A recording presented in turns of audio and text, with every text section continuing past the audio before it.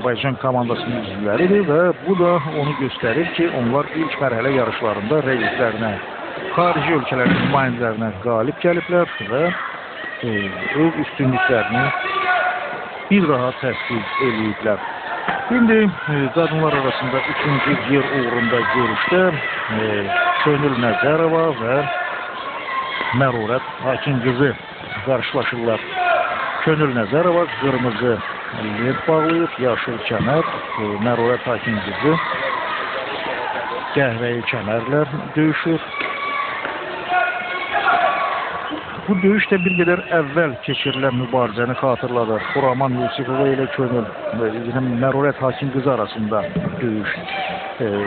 Həmin döyüşdə də Qazaxıstan idmançısı rəqibindən boyda üstün idi, lakin Azərbaycan karateçisi rəqibindən çəkinmədi və görüşü axıra qədər hücum üslubunda keçirdi. Bunun nəticəsi kimi də qələbə qazandı. İndi Könül Nəzərova da eyni üslubda mübarizə aparır və rəqibini həm əl, həm də ayaq zərbələri ilə sanki sınağa çəkir. Qazaxıstan idmançısı tatamidən kənara çıxmışdı, lakin hakimlər mübarizənin gedişində bu amilə əhəmiyyət vermədilər. Qazaxıstan karateçisi bir qədər fəallaşır və ayaq zərbələri tətbiq edir, lakin Könül Nəzərova bunlara davam gətirir. Görüş dayandırılır. Qazaxıstan karateçisi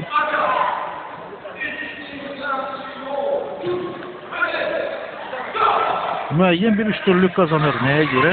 Könül Nəzərovaya 2 cərimə balı elan olunur. Bununla belə Azərbaycan karateçisi əvvəlki kimi hücumdadır. Rəqibini sıxışdıraraq tatamidən kənara çıxarır. Amma Zogay tatamidən kənara çıxdığına görə Mərurət Hakimqızına cərimə balı verilir.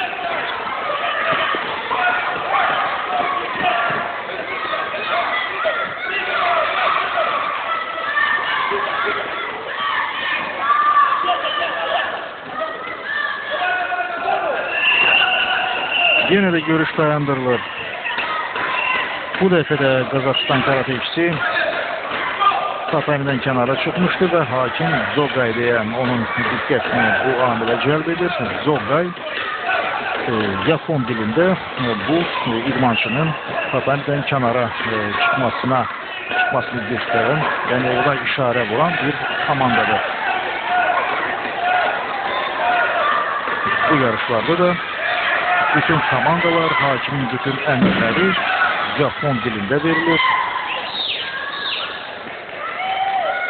Vaxt başa çatdı. Hakimlər qalibi elan eləməlidirlər. Hantey.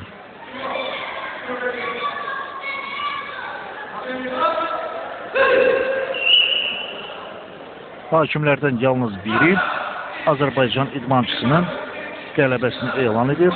Digər 3 hakimi isə yenə də Pikevaki elan edir. Keçişə referi də onlarla razılaşır.